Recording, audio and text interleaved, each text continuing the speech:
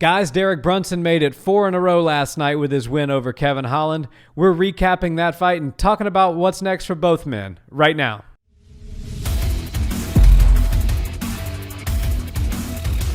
What's up, Barnhill family? Welcome back to the channel. Yo. So, Nick, last night was kind of the warm-up weekend for the big pay-per-view we got. Unfortunately, we lost Volkanovski versus Ortega due to some COVID stuff, but still a great card nonetheless. And this weekend was kind of the build-up to that, at least it was for me. For sure, and it was a great card. There was a lot of big fights on there. Unfortunately, the co-main event got pulled last second. Gregory Gillespie, I was really looking forward to seeing him in there.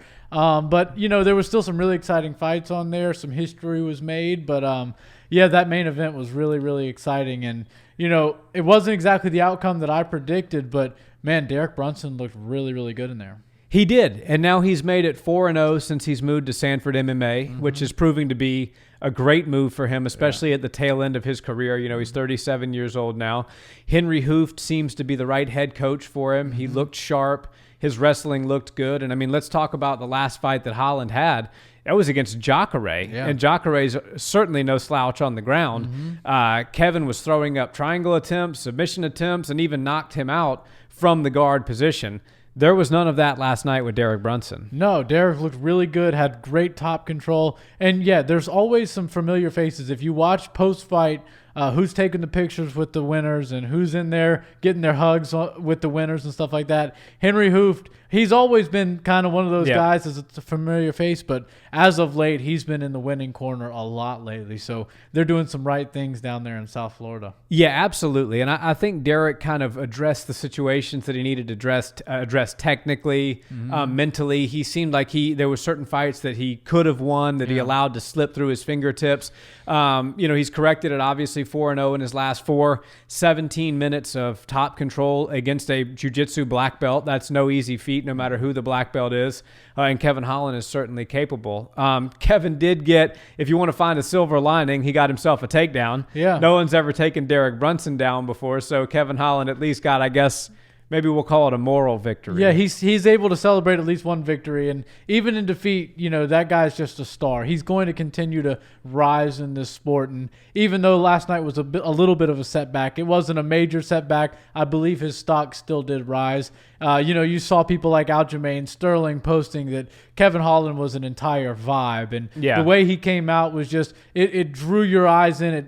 You were, if you never heard of Kevin Holland, you definitely became a fan, or at least he evoked some emotions out of you on his walkout. And then, you know, him chatting through the whole entire fight. Some people love it, some people hate it. I find it very entertaining. And the way he was celebrating getting that takedown on Derek Brunson shows you that, you know, he loves martial arts as a journey, and he's willing to understand that this isn't about just having an unblemished perfect record. It's not about, you know, it's not only about becoming the champ. It's about being an entertainer, having fun, enjoying your life, and he's doing exactly that. Definitely. Well, he for sure wouldn't have said yes to fighting Thiago Santos if it was only about, you know, keeping some sort of streak or perfect record intact. And he said, I knew when I said yes to that fight, I was going to get my ass kicked, but I wanted to get back in the good graces of Dana because obviously his performance on the Contender Series was good, not enough to win him a contract. The trash talking kind of annoyed Dana a bit. And I think it was, I thought it was kind of hilarious last night. I wish that he could have done a little bit more in certain situations. And it's like, the talking is fun, it's entertaining, but at the same time, like you're eating some ground and pound at the bottom of a guard. If you've got the energy to talk, try to work out of it. But he's just, Kevin's going to be Kevin, and he's fun nonetheless. But I think it was, what the funniest thing to me was Khabib was over there with Dana watching the fights, and he's looking to Khabib, asking him to let him know next time Brunson's going to shoot in on him so he can try to defend it. And that's just, you don't see that out of many people in the UFC, that type of personality. No, and Khabib has that sixth sense. He can kind of sense when a takedown's about to happen. Oh, yeah. And so I'm sure having a limited amount of cornermen in your corner for these COVID fights, it helps to have the best grappler in the entire sport right there telling you some good tidbits of information while you're fighting. But I think that was more all in good fun. I think Khabib was having fun. Dana, Kevin was clearly having fun.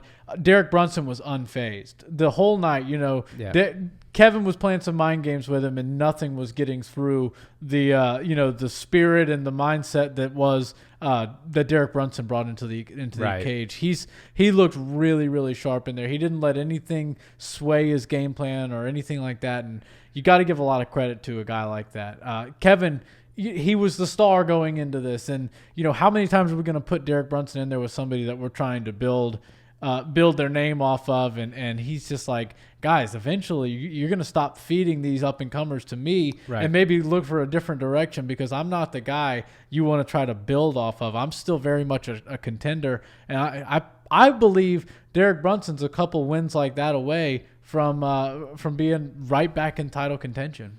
Yeah, I mean, he's number 7 going into last night, and presumably his stock will rise. I think Holland was 10. And he made a good call out, too. He called out Paulo Costa. Yeah, I thought that was really interesting because Paulo Costa, he's kind of the odd man out now that Kelvin Gastelum has stepped in to take on Robert Whittaker. Who knows what's going to happen with that fight? This could be Gastelum's one big opportunity to get back to that title shot with Izzy, because that was, in my opinion, Izzy's most competitive fight that he won in quite some time. Right. So who knows how that's going to shake out, but it looks like Paulo Costa is going to need a dance partner at some point. Yeah. And Brunson could be the perfect guy. Yeah, when you got Darren Till lined up and Kelvin Gastelum lined up, and now Robert Whittaker, everybody's kind of taking their dance partner, and you don't want to wait around if you're Paulo Costa. I understand that he can't jump in right now, but a couple months from now he's going to want to be active, and I feel like if Derek Brunson is able to do it, which he seems healthy from last night, he'll be able to jump right in there. And on the other end, I feel it was kind of crazy to hear Kevin Holland say he wants to link up with a nutritionist, see how he can test the waters at 170. I mean, he's a big guy. He's a 6 foot something. He's a pretty tall guy, but he's thin, and he does look like he probably could make the cut to 170. Yeah. Called out Bilal Muhammad. I think that's a great fight. Anytime you call somebody out, you automatically have my attention. Yeah. And I feel like maybe 170 is the home for him, but I don't want him to get discouraged off of one loss against a top 10 guy at 185, because he did look really good in there, and he proved on the feet Derek didn't really want to stand and trade with him all that much, because he was landing those long punches. He's very accurate with his strikes. He just needs to address some of the takedown defense and some of the balance issues that he was having last night. But I definitely see him being a contender at 185 or 170, whichever he decides to go. Yeah, I think 170 might be his weight class. And what you said, the balance issues, that was kind of what caused him to get taken down, because it was very apparent that when he was at boxing range and they were exchanging strikes, he was getting the better of Derek Brunson in a lot of those situations. I think even rocking Derek a couple times. But Derek, one of the things about Derek that he's really good at is once you hit him with a hard shot, it buzzes him for a second, but he immediately throws something back in your face and level changes. He's really good at getting a takedown when he needs to get a takedown, when he needs a break or when he's been rocked. I think Kevin, talking about 170, weighed 183 at the official weigh-in. So he's 2 pounds, if you want to give him the grace pound of 186, he's 3 pounds lighter than what he needs to be, unless we're talking about a title fight for that division. So I think he absolutely could do 170. And I don't think Kevin should be discouraged by this. Obviously it's his first main event. He wants to shine. He had a hell of a 2020, 5 fights, 5 wins, 4 knockouts. And Kevin he's big mouth. He's known as big mouth by Dana White. He kind of coined that term. But as we said in the build-up video, Kevin does come to our gym sometimes and trains with crew Bob Perez. And he doesn't live in Houston. And for those of you guys that don't know, Dallas is about a 4.5-hour drive from Houston. So he's confident but humble at the same time. And 2 good friends of ours that train with us, Jacob Berry and Paul Garza, were doing some drilling, and he posted a video watching these 2 guys that are, up-and-comers drill technique, and his caption was something on his story like, I still have a long way to go, or I still have a lot to learn. So when you can be a guy who's main eventing UFC fights and see 2 very talented young fighters and say, I'm going to learn something from them, I think that speaks to his mentality as a martial artist, and I think we will see Kevin come back much better. Yeah, I mean, as long as you consider yourself a student, you're always willing to learn. But anytime you start to close your mind and become, narrowed in on what you think is perfect, then you stop taking advice from people, and there's always things you can learn from everybody, no matter where you are. I'm really excited to see what Kevin does from here. I think the Bilal Muhammad fight would be great. I feel like Bilal kind of got the shaft, and I don't really see anybody clamoring for the Leon Edwards rematch, and that would be nice to see him get, but we didn't really ask for that fight in the first place. We weren't really expecting it in the first place. So to see Bilal Muhammad get called out by a big name, a main eventer, it makes me feel good for Bilal Muhammad, and it seems to be a good stylistic matchup for Kevin Holland. They're both going to bring it. They both have kind of a energetic style. I think the range, because of Kevin Holland's skills, would be a bit of an issue for Bilal Muhammad, but he would also be a very great first match at 170 if that's where Kevin Holland is making his move to. Yeah, or if he moves to 170 and nobody wants to fight Leon, who wouldn't want to see Kevin versus Leon? That would be an incredible fight. And I think if Leon were to beat Kevin Holland, he would get that elusive title shot that he's been looking for. So who knows? I mean, it's one of those things. It's like you don't even think about certain matchups until somebody says it. And then it's like, I don't know how I never thought of that. Right. But now I have to see that. I'm very intrigued to see Kevin Holland versus Bilal Muhammad, as I am intrigued to see Derek Brunson against Paulo Costa. I think that can kind of settle a lot at both weight classes. Yeah. And, Derek Brunson, after watching him, I don't know if he would get just, a huge underdog slot against Paulo Costa. I feel like he has the skills to beat somebody like Paulo Costa. He clearly has the gas tank. He has more experience going 5 rounds, and he's a grizzled vet. Every time they try to throw some young and hungry lion at him, he just dismantles them and gives the toy back to Dana kind of broken. He's like, here, give me another one. Give me another up-and-comer. Yeah. And so, I feel like they need to put a little respect on the old veteran's name. And if he's going to have a title shot, a title run, it kind of needs to happen now because he is a little bit older. But, he said he's going to keep doing this until he feels like he can't anymore. And his body, his shape, everything like that appears to be in peak, performance levels. So I don't see Derek Brunson slowing down anytime soon. I do hope he gets that Paulo Costa fight. I think it's a good matchup, a good call out, and it would settle some of the musical chairs that's happening at 185 right now.